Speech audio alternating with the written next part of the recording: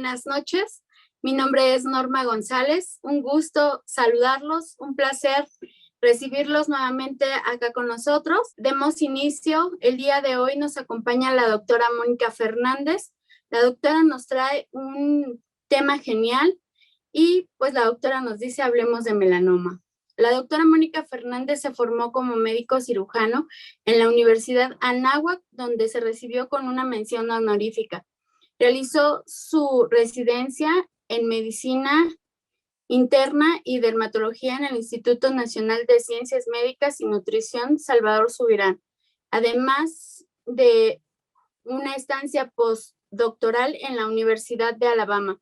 Actualmente la doctora Mónica Fernández labora en el Centro de Investigación sobre Enfermedades Infecciosas y es médico adscrito a la dirección médica a cargo del Departamento de Dermatología del INER.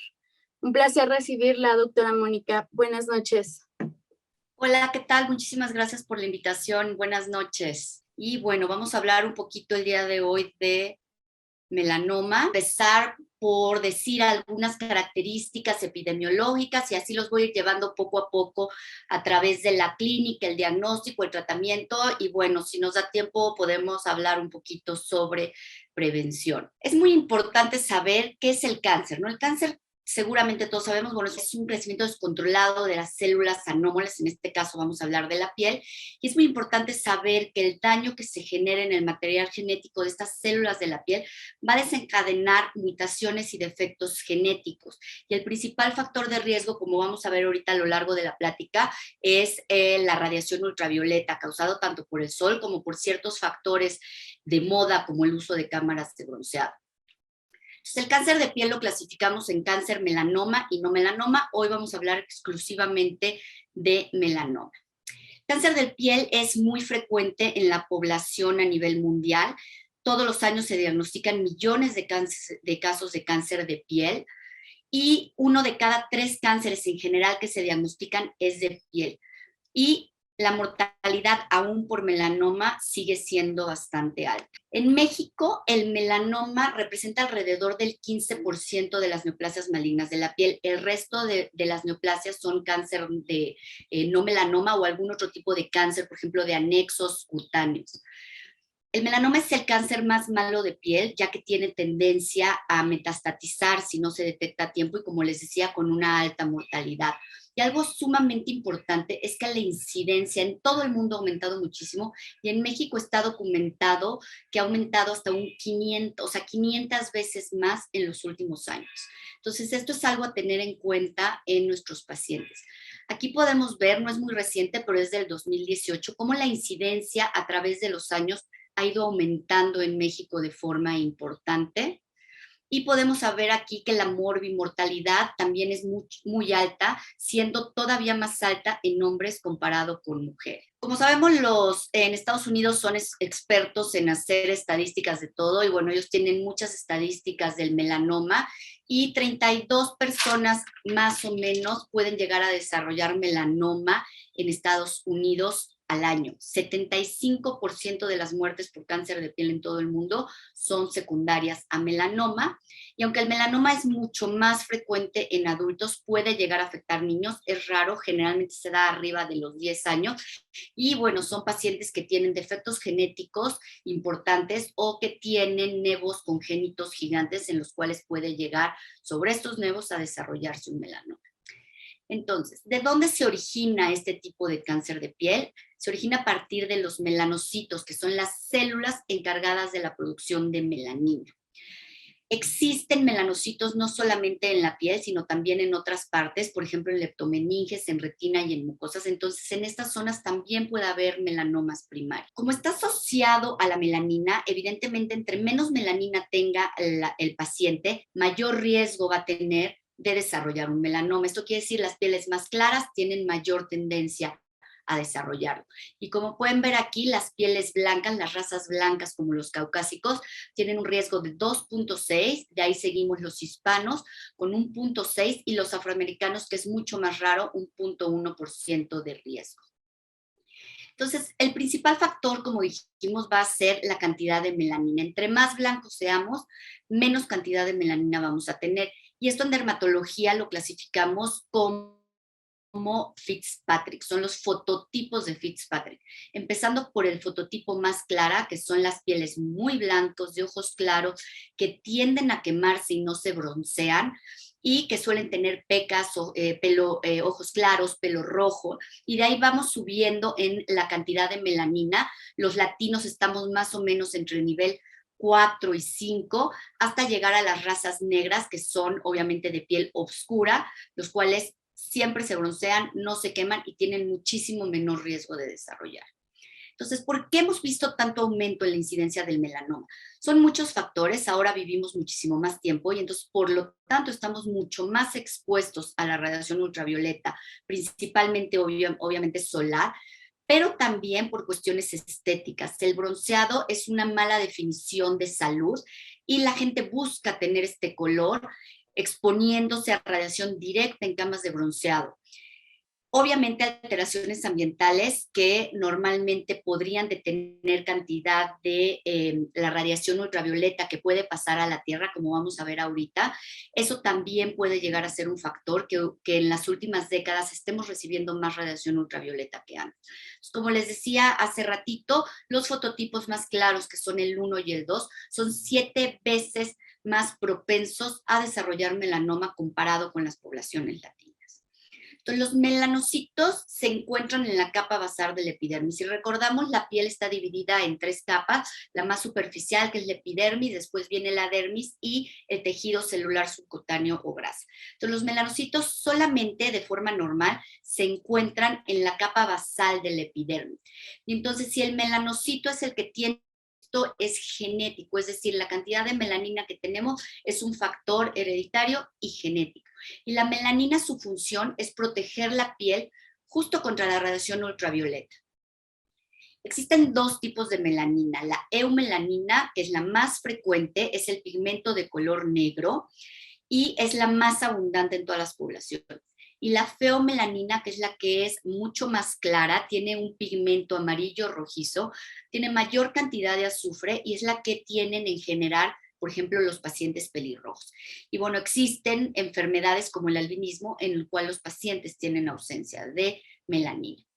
Entonces, la melanina está, la cantidad de melanina está regulada también por otros factores, por ejemplo, la edad, hormonas, por ejemplo, enfermedades en las cuales se altera el cortisol pueden llegar a producir mucha más melanina y enfermedades de la pigmentación, como mencionábamos hace ratito, como el albinismo.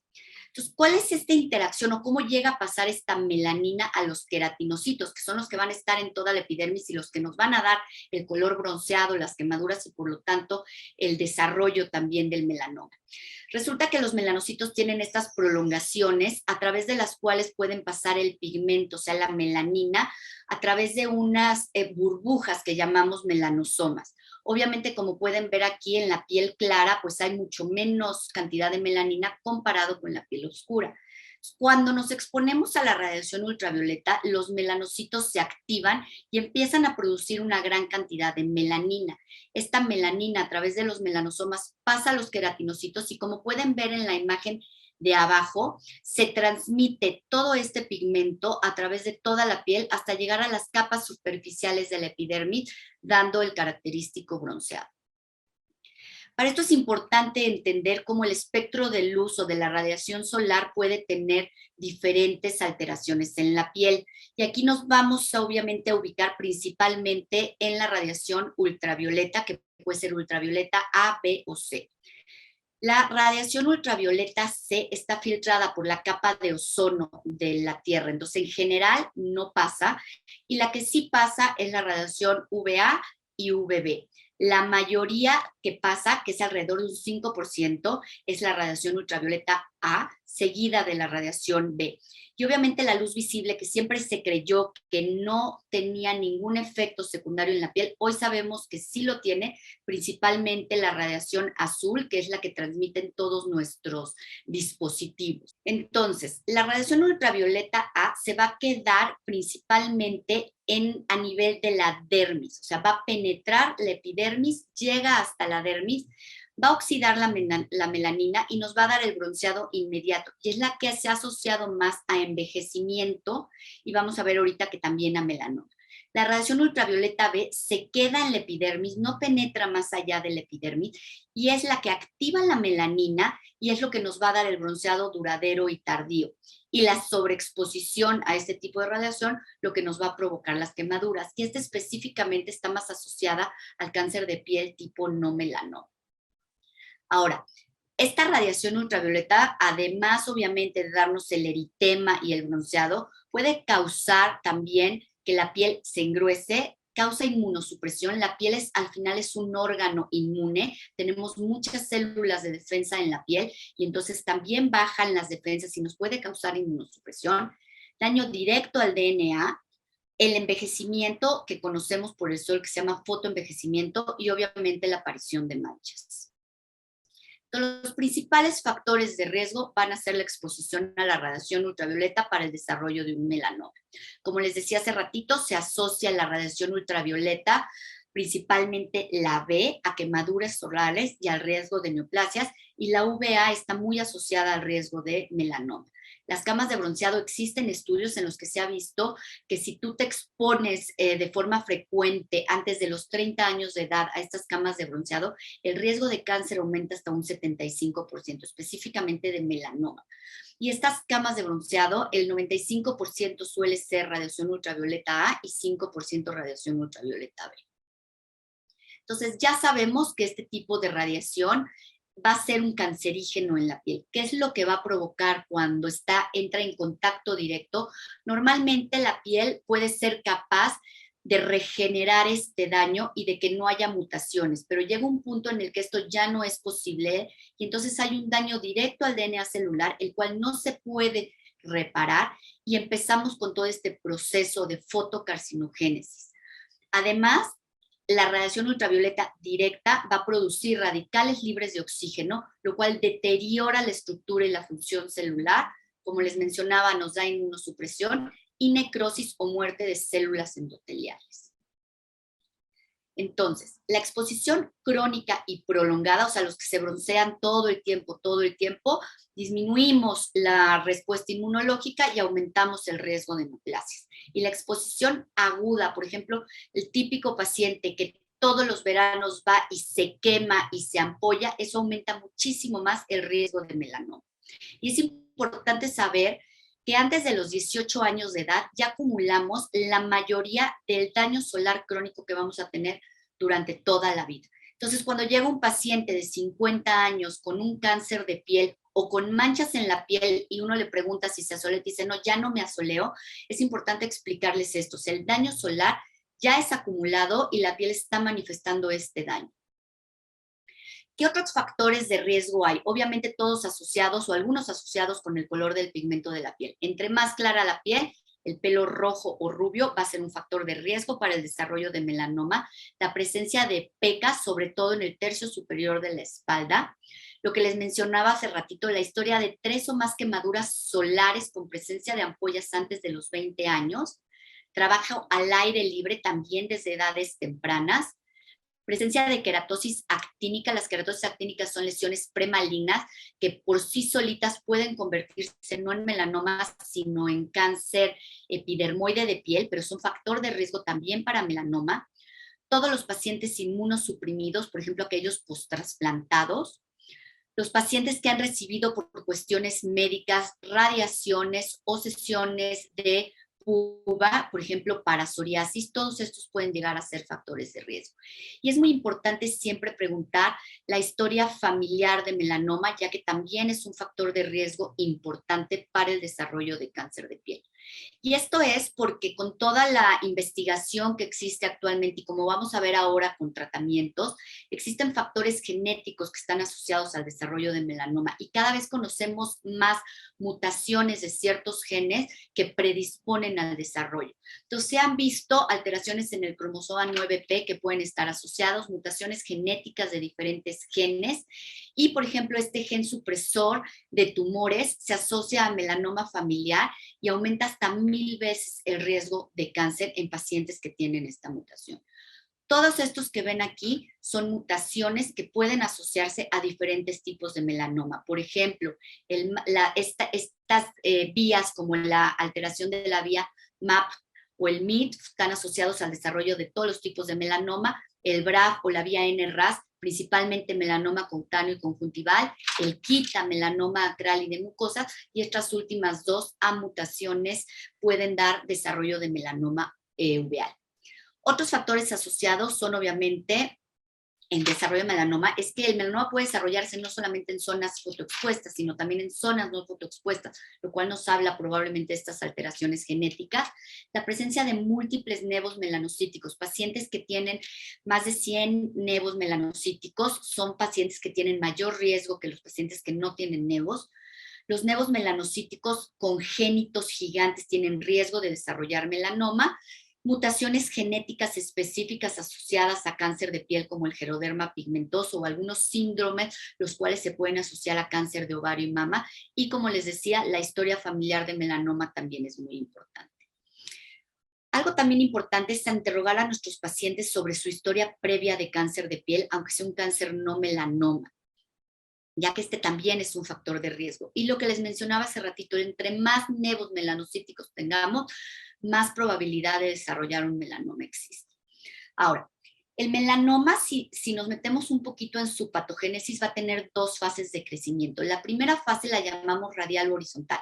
El melanoma va a crecer a un mismo nivel y si se detecta en esta etapa o algunos tipos de melanoma que suelen crecer de esta forma, el riesgo de metástasis es mucho menor y es fácil su extirpación si se detecta a tiempo. Sin embargo, cuando el melanoma ya tiene un crecimiento vertical, que quiere decir hacia las capas más profundas de la piel y tiene un alto potencial de metástasis. En la imagen que vemos en la parte de abajo, pueden ver cómo una célula puede empezar con crecimiento horizontal y cómo poco a poco con el desarrollo del tiempo puede llegar a tener este desarrollo vertical. Existen básicamente 4 subtipos de melanoma. Ahorita vamos a ver que hay otros que son más raros, pero bueno, estos son los 4 tipos más importantes que vamos a ir viendo uno por uno. Vamos a empezar por el melanoma de diseminación superficial. Este es el típico que tiene el crecimiento horizontal. Es el más frecuente a nivel mundial, representa alrededor del 70% de todos los melanomas y tiene más o menos una edad media de presentación a los 40 años. 60% de estos melanomas se desarrollan de nuevo. ¿Esto qué quiere decir? Que no se desarrollan sobre una lesión melanocítica previa, es decir, sobre un lunar previo, sino que empieza en piel previamente sin alguna lesión, mancha ni alguna otra circunstancia como un nevo. Generalmente vamos a ver una mancha hiperpigmentada, con cambios de color, de forma, de tamaño, bordes asimétricos e irregulares, diferentes pigmentos o tipos de coloración en una misma lesión. Esta se asocia a una exposición solar intensa e intermitente. Por lo tanto, en hombres son los típicos pacientes que se asolean y las localizaciones más frecuentes son en tronco posterior en hombres y en piernas en mujeres. El melanoma nodular, aquí hay un poquito de discrepancia. En las guías prácticas del Gobierno de México sale que es el melanoma más frecuente en México. Sin embargo, esto se pelea un poquito con el melanoma acral, como vamos a ver ahorita, pero bueno, es el segundo tipo más frecuente a nivel mundial. Y por definición, tiene este crecimiento vertical. Va creciendo, invadiendo desde un inicio capas más profundas. Entonces suele ser una neoformación cupuliforme. Esto quiere decir sale por arriba de la piel. Puede ser hiperpigmentada, va a depender del tipo de Fitzpatrick que tiene el paciente. Puede no tener pigmento y ser amelánico, lo cual es de mucho más difícil diagnóstico.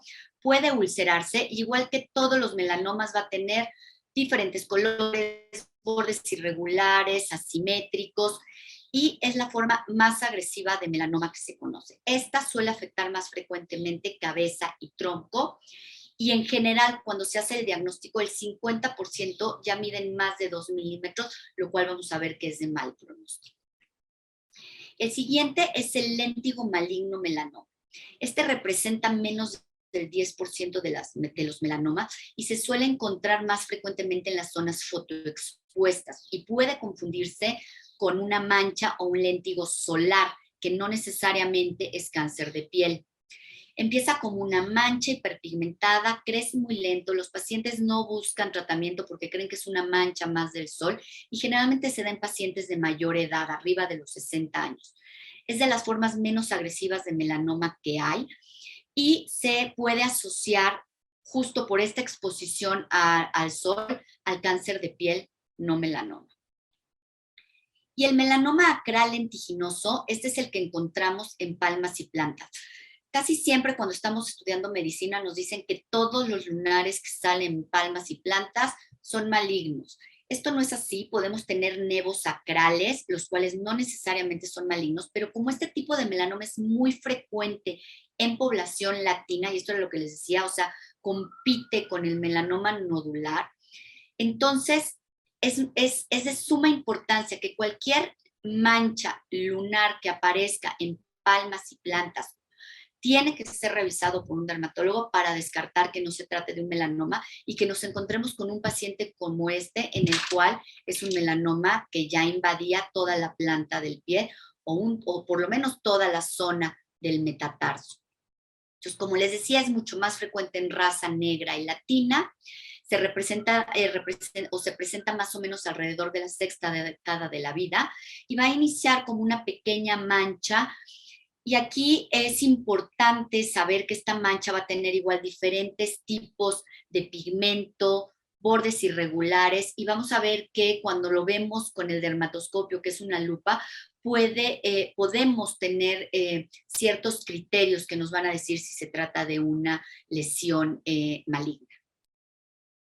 Otras variedades o subvariedades de melanomas son estas, vamos a mencionarlas rápidamente. El melanoma subungual, esta es de las formas más malignas de melanoma, es una variante del melanoma acral lentiginoso, surge de la matriz de la uña y causa lo que denominamos melanónica, que quiere decir hiperpigmentación de la uña de forma longitudinal, como vemos en esta imagen superior. Puede ulcerarse, puede destruir la uña y obviamente no queremos que los pacientes lleguen como en la margen inferior con esta gran tumoración. Algo muy importante que podemos pensar cuando vemos este tipo de lesiones es la pigmentación que puede llegar a presentar alrededor de la uña en la piel, lo cual denominamos el signo de Hodgkinson, que es característico de melanoma. Y obviamente pueden existir nevos en esta región, que es un diagnóstico diferencial muy importante, pero también hematomas. Muchas veces pasa que el paciente dice, ay, me machuqué o me pegué, y creen que eso es un moretón y no buscan atención, o algunas otras causas de melanoniquia como medicamentos o incluso racial. El melanoma desmoplásico es un melanoma sumamente agresivo, parece o simula una cicatriz y también suele ser de diagnóstico tardío y su crecimiento es lento y progresivo. Generalmente se da en pacientes de edades avanzadas y en zonas fotoexpuestas. Y los melanomas de mucosas, que son poco frecuentes, representan alrededor del 5% y pueden afectar cualquier mucosa. Por eso también es bien importante cuando revisamos a pacientes que tienen factores de riesgo, revisar todas las mucosas, incluyendo la genital, la anal, la conjuntiva. Esta generalmente se puede presentar en pacientes un poco más jóvenes, alrededor de los 40 años de edad, y generalmente tiene un crecimiento radial y con el tiempo y el diagnóstico tardío puede llegar a tener un crecimiento nodular. El melanoma melánico es extremadamente difícil de diagnosticar porque tiene ausencia de pigmento. Este es un subtipo de melanoma, representa alrededor del 10% de los melanomas y suelen verse como unas placas rojas, rosadas, de bordes que en un principio pueden estar bien delimitados y que pueden simular muchísimas cosas. Entonces hay que tener una alta sospecha y tomar una biopsia de forma oportuna antes de que se encuentren etapas muy avanzadas. Y el melanoma spitzoide, esta es una variante particular. Hay un nevo que es bastante frecuente en niños que se llama nevo de Spitz y suele confundirse con este lunar. De hecho, este tipo de lunares, como vamos a ver ahorita en esta tablita, son muy similares al melanoma spitzoide y existen criterios muy bien determinados porque el diagnóstico es muy difícil. Entonces, cuando vemos este tipo de nevo y no nos gusta, lo mejor es quitarlo y mandarlo a patología, en donde además muchas veces el diagnóstico también es difícil y hay que hacer ciertas tinciones de inmunohistoquímica y valoraciones especiales para poder distinguirlo del nevo de Spitz. Entonces, ¿cómo vamos a diagnosticar un melanoma? Lo primero es la sospecha clínica. Es muy importante en pacientes con múltiples nevos buscar y revisar siempre al paciente completo para saber si hay alguna lesión que pueda ser un melanoma. Obviamente, la autoevaluación es sumamente importante. Los pacientes tienen que saber cómo revisarse y sospechar si alguna de estas lesiones cambia.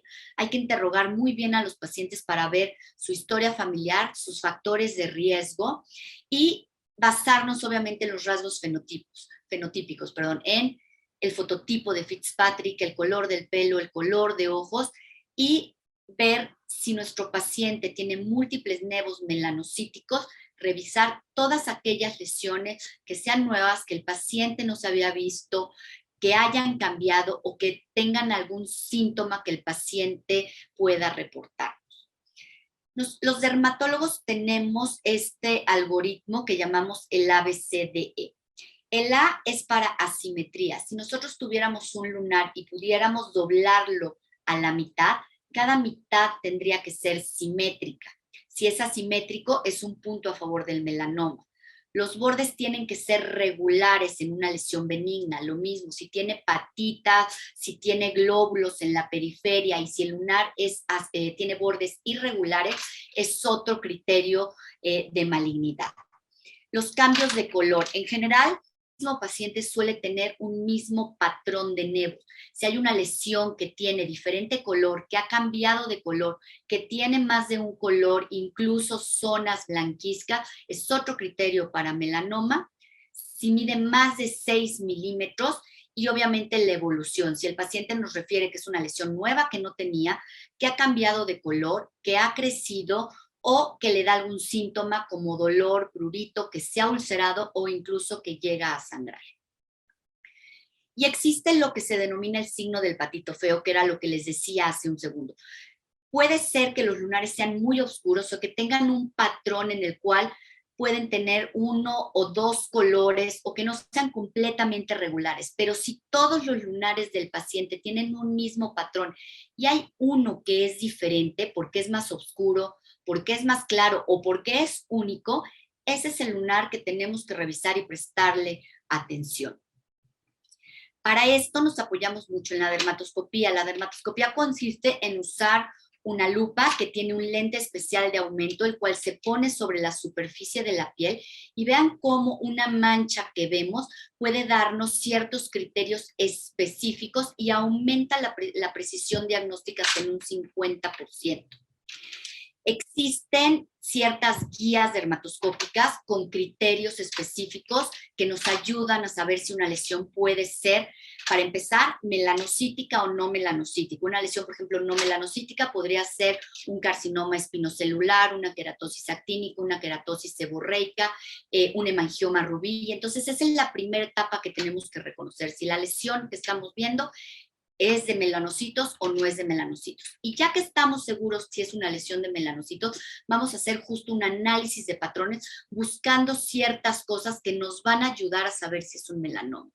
Este esquema es bastante didáctico porque nos enseña diferentes manchas en la piel, pero fíjense cómo al final la del melanoma es la que tiene diferentes colores, bordes irregulares, es completamente asimétrica y todos estos son los patrones que vamos a buscar como dermatólogos cuando revisamos un nevo. El retículo pigmentado, prominente o atípico, que podría ser, por ejemplo, la primera imagen, que no es la típica red de pigmento regular, bonita, sino que vemos una red en la cual se pierde en algunas zonas, en otras está más oscura.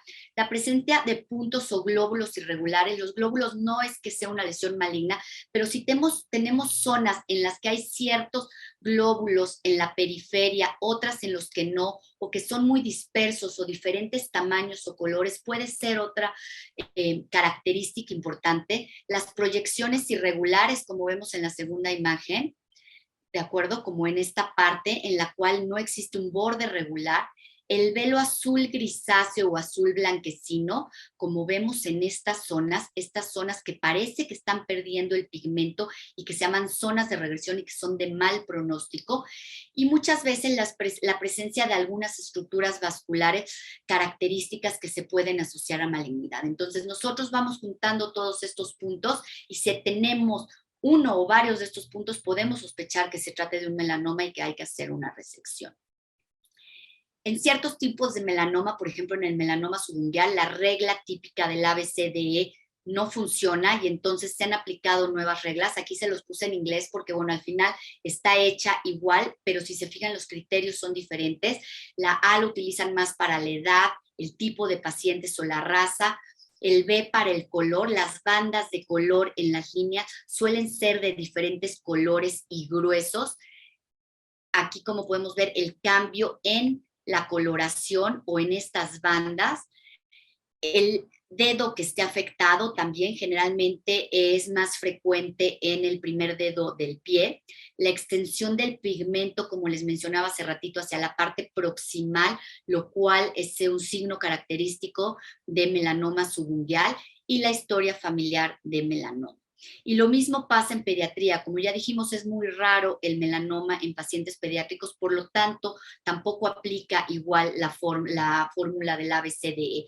Ellos utilizan que normalmente en pacientes pediátricos son lesiones sin color o amelánicas que pueden sangrar o que pueden verse como un nódulo, que el color no siempre es de diferentes tonos y en general, como son pacientes niños, pues son lesiones nuevas, no nos van a decir que son lesiones que tienen mucho tiempo de evolución. Y hay esta otra mnemotecnia que le llaman CUP, que pueden ser lesiones otra vez de colores claros, que se pueden ulcerar, que tienden a engrosarse y que pueden similar otras lesiones como los granulomas piógenos, que son lesiones vasculares benignas que pueden ser frecuentes en niños.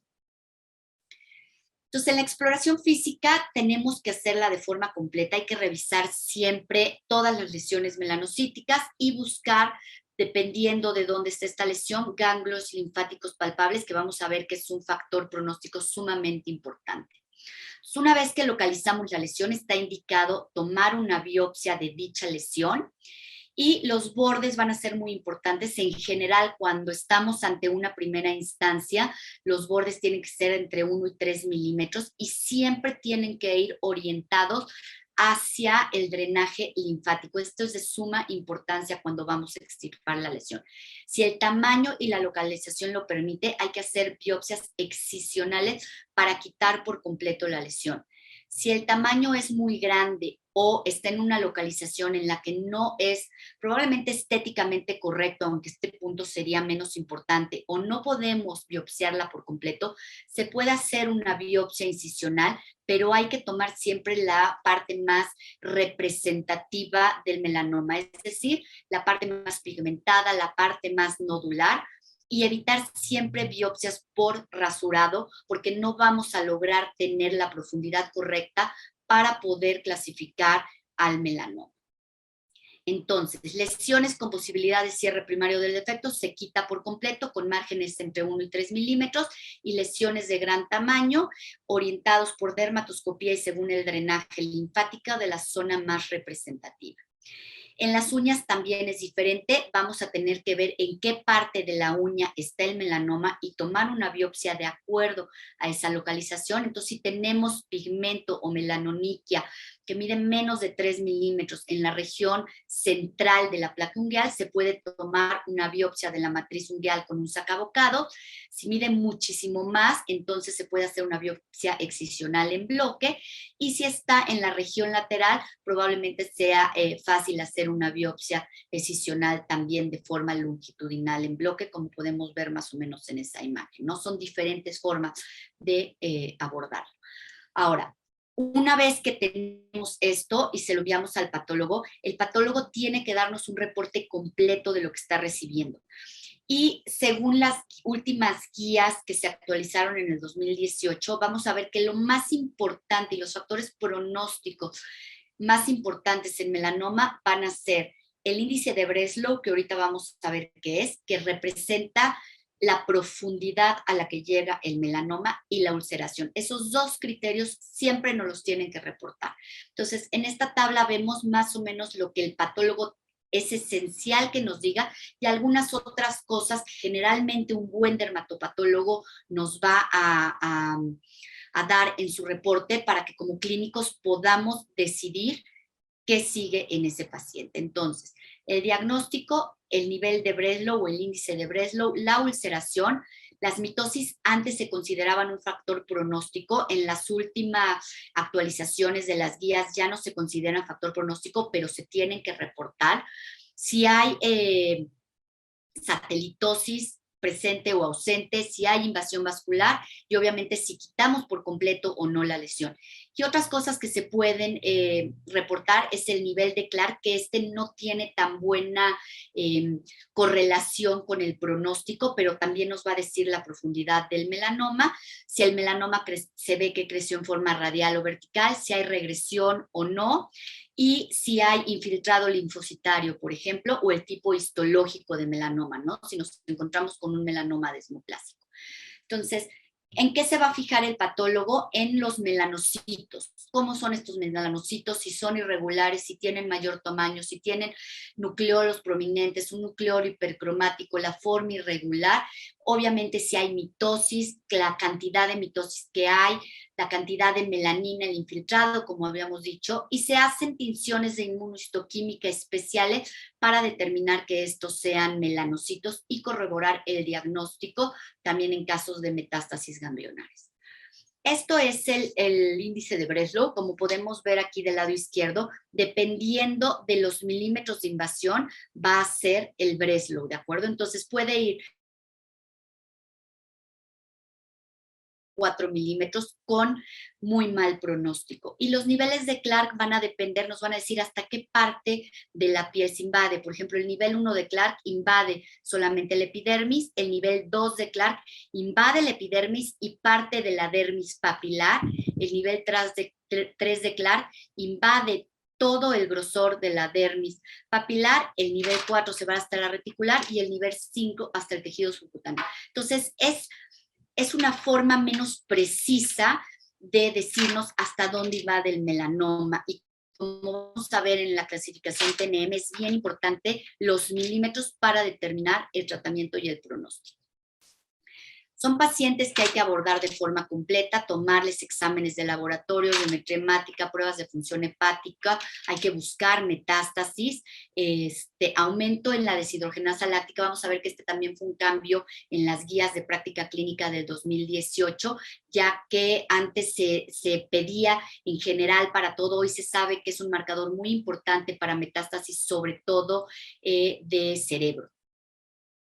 Los ganglios linfáticos son sumamente importantes. Siempre tenemos en pacientes que tienen un melanoma, excepto si es in situ, que buscar la presencia de linfadenopatías. Con un ultrasonido y una biopsia ganglionar, es de suma importancia hacer un ganglio centinela. El ganglio centinela es el primer ganglio que va a recibir el drenaje del tumor primario, en este caso del melanoma, y se debe de realizar cuando no existe una evidencia clínica o pruebas de imagen sugestivas de metástasis, si nos encontramos con tumores con Breslow que no sea un tumor in situ, ¿de acuerdo?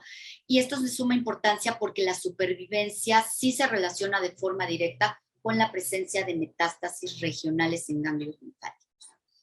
Se puede tomar una radiografía de tórax, la cual no tiene mucha utilidad excepto si hay metástasis pulmonares. Se recomienda más una tomografía tóraco-abdominal y pélvica, y obviamente cerebral si hay una contraindicación de una resonancia magnética, si no se prefiere una resonancia magnética para ver las metástasis cerebrales, y casi siempre durante el seguimiento de los pacientes esto se puede hacer también con PET. Actualmente en México no tenemos mucha disponibilidad de esto, pero en Estados Unidos ya existen como kits genéticos en los cuales automáticamente a los pacientes que tienen melanoma se les aplica este kit para tratar de caracterizar cuáles son los genes y las mutaciones a las cuales puede estar asociado el melanoma, y de esta forma vamos a ver que se puede orientar mucho más el tratamiento, porque ahora existen muchísimos tratamientos enfocados justo a todas estas mutaciones. Aquí les puse más o menos cómo pueden hacerse por PCR, por FISH, se pueden determinar todas esas mutaciones, o secuenciación paralela masiva en donde podemos ver el BRAF, el NRAF y una serie de mutaciones que cada día aparecen más asociadas al melanoma. En cuanto al estadiaje, les mencionaba yo que según las guías desde el 2018 se hicieron algunos cambios.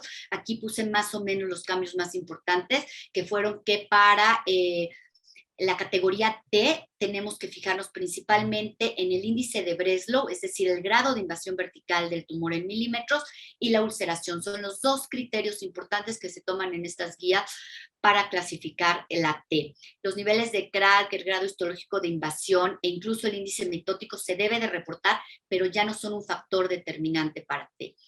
En cuanto a los ganglios linfáticos, en la N se hicieron algunos cambios y vamos a ver que va a depender del número y de la extensión de los ganglios regionales o metastásicos. Y en la M se agregó, M son metástasis a distancia, y se agregó el peor pronóstico, que es el M1D, con metástasis a cerebro. Aquí más o menos podemos ver estadio 0, es la epidermis, esos son los tumores que solamente son in situ. Estadio 1 se clasifican desde el T1A hasta el T2A sin nódulos ni metástasis. El estadio 2 tenemos Ts que van desde el T2B hasta el T4B con alto riesgo de recurrencia, pero tampoco tienen nódulos o metástasis. En el estadio 3 vamos a meter incluso al melanoma de primario desconocido, o sea, aquellos que son metástasis cutáneas o ganglionares y en los cuales no encontramos el tumor primario, y todas las metástasis satélites o en tránsito y con nódulos positivos. Y en el estadio 4, metástasis a distancia. Aquí nada más lo puse más o menos para que vean la clasificación, cómo quedó, y como podemos ver en T, donde ya solo tomamos en cuenta el Breslow y la ulceración. Lo mismo en N, el número de ganglios involucrados a nivel regional y la presencia o no de metástasis en tránsito o satelitales. Y en cuanto a la categoría M, la importancia de los niveles de DHL en todos estos pacientes, cómo se clasifican según el sitio anatómico de la metástasis, y se incorporó el M1D con las metástasis a distancia en cerebro. Existen dos como clasificaciones de la TNM que van a ser la clínica y la patológica. La clínica es de entrada cuando quitamos el melanoma, cuando hacemos a lo mejor el ganglio centinela y que no tenemos todo el estudio completo, que se empieza a tener completo, pero hay que hacer una resección mayor, y la diferencia principalmente aquí se los puse es que en el estadio 3, en la clasificación por patología, se divide en diferentes etapas, dependiendo obviamente del nivel de T y de la localización principalmente de los nódulos. Y bueno, el pronóstico está directamente asociado a esto. Aquí les puse más o menos como un T4B tiene una sobrevida a los 5 años del 82%, la cual es comparable con aquellos que ya tienen metástasis N1, pero como la sobrevida baja cuando las metástasis ya son N3, hasta un 57% a los 5 años o un 47% a los 10 años. Otros factores de mal pronóstico que debemos de tomar en cuenta son la edad avanzada, el sexo masculino. Si el melanoma está en cabeza, cuello y tronco, suele tener mal pronóstico. El involucro ganglionar, como ya habíamos dicho, el patrón de crecimiento vertical, si hay involucro linfático, y las mutaciones se asocian a mal pronóstico. ¿Cómo vamos a tratar el melanoma? Como ya dijimos, el tratamiento primario va a ser la resección o la cirugía. Se debe de hacer una resección completa. Si tomamos una biopsia después, hay que hacer la resección completa con los márgenes libres en centímetros, dependiendo del índice de Breslow. Entonces vamos a ver que para un melanoma in situ se recomienda un margen entre 0.5 y 1 centímetros, para un T1, 1 centímetro, para un T2 que es entre 1 y 2 milímetros, de 1 a 2 centímetros de margen, y para los tumores que miden más de 2 milímetros por Breslow, la resección total tiene que ser de 2 centímetros de margen de piel sana. Entonces, en melanomas que tienen un Breslow mayor de 1 milímetro, se recomienda el mapeo linfático de ganglio centinela en el mismo tiempo quirúrgico, ya que esto nos va a ayudar con este estadiaje patológico de TNM y obviamente el tratamiento, el elegir. La linfadenectomía regional completa va a depender obviamente de si este ganglio centinela es o no positivo. Cerca del 16% de los pacientes que tienen un ganglio centinela positivo van a desarrollar posteriormente ganglios adicionales con enfermedad metastásica, y esto, bueno, los oncólogos, los cirujanos oncólogos lo tienen en cuenta y se someten muchas veces a estos procedimientos. Y cuando es selectivo, lo vamos a recomendar en aquellos pacientes de mayor edad con lesiones mucho más gruesas y en quienes ya que esto ha demostrado mayor supervivencia, ¿de acuerdo? Entonces, ya que se resecó por completo el tumor, vamos a ver que lo que sigue es la terapia adyuvante. ¿Por qué? Por el riesgo de recurrencia, por la etapa a la que se diagnostica el melanoma, si hay mutaciones de BRAF y obviamente tomar en cuenta edad y comorbilidades. ¿Qué es la terapia adyuvante? La terapia adyuvante es todo el tratamiento que demos después de la cirugía con el objetivo de eliminar enfermedad residual. Y bueno, antes utilizábamos mucho la quimioterapia, pero vamos a ver que la quimioterapia no aumenta la sobrevida del paciente comparado con la inmunoterapia. Aquí les hice un resumen muy escueto porque, bueno, cada día existen más medicamentos dependiendo de su mecanismo de acción y de la mutación a la cual van dirigidos, que tienen muy buen resultado y buen pronóstico en los pacientes, sobre todo si tienen estas mutaciones.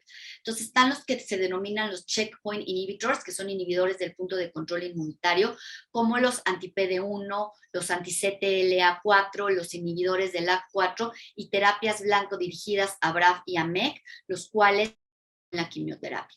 Este es un esquema que viene en estas guías en los cuales es pues una forma de guiarnos dependiendo de lo que vamos viendo con nuestros pacientes y de dónde tienen, de en qué nivel tienen de Clark el tumor, perdónenme, de Breslow, cuánto mide y si tienen las mutaciones o no, y nos vamos yendo a qué pacientes son los candidatos ideales para recibir inmunoterapia.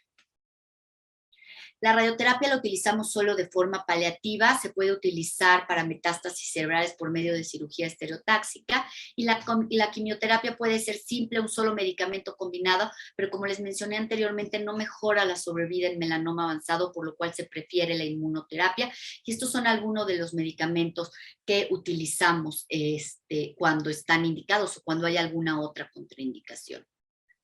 La terapia neoadyuvante es algo que todavía no se utiliza de forma rutinaria. Existen estudios controlados y ensayos clínicos en los cuales se está haciendo, y como terapia neoadyuvante entendemos utilizar antes de la cirugía toda esta serie de medicamentos, por ejemplo, de quimioterapia, para disminuir el tamaño del tumor y poder resecarlo más fácilmente. En melanoma es algo que no se usa frecuentemente. Obviamente evitar la exposición al sol, las horas pico entre las 10 y las 5 de la tarde, no omitir protección en días nublados si estamos en la nieve, si está lloviendo, si estamos en interiores y tenemos una ventana cerca, hay que usar el factor de protección solar. Aquí podemos ver que diferentes estructuras pueden reflejar la radiación ultravioleta en diferentes porcentajes. La nieve es de los más altos. Hay que permanecer en las sombras siempre que podamos y buscar ropa protectora que nos ayude a disminuir la cantidad de radiación ultravioleta que vamos a absorber. Existe ropa especial.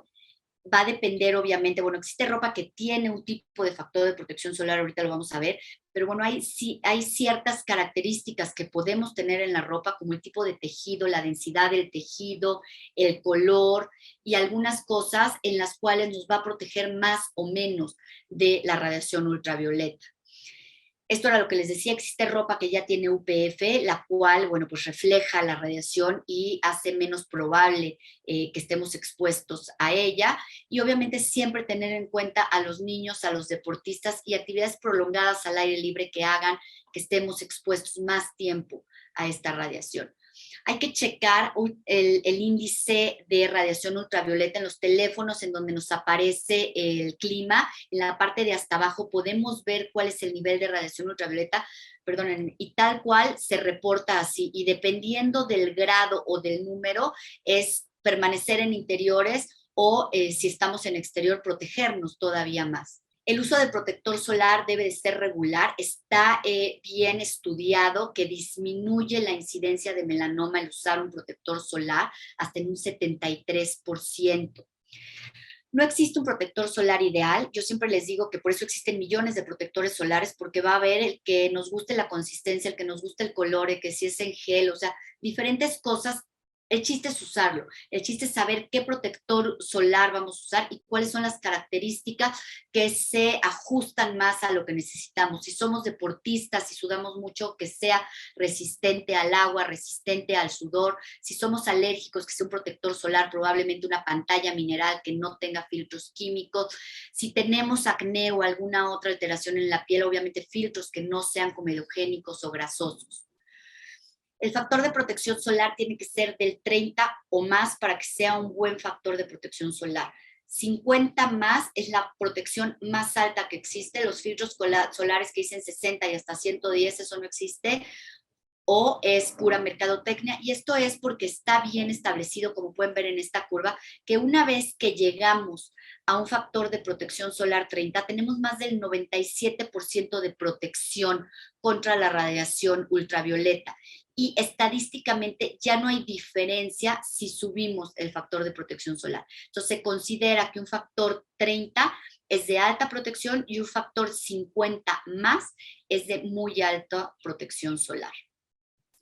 También hay que protegerse, obviamente, de la radiación ultravioleta A, y existen ahora muchos filtros que van a encontrar que dice así UVA, y no se mide con el FPS, se mide con esto que dice PPDD, que está por estas siglas en inglés.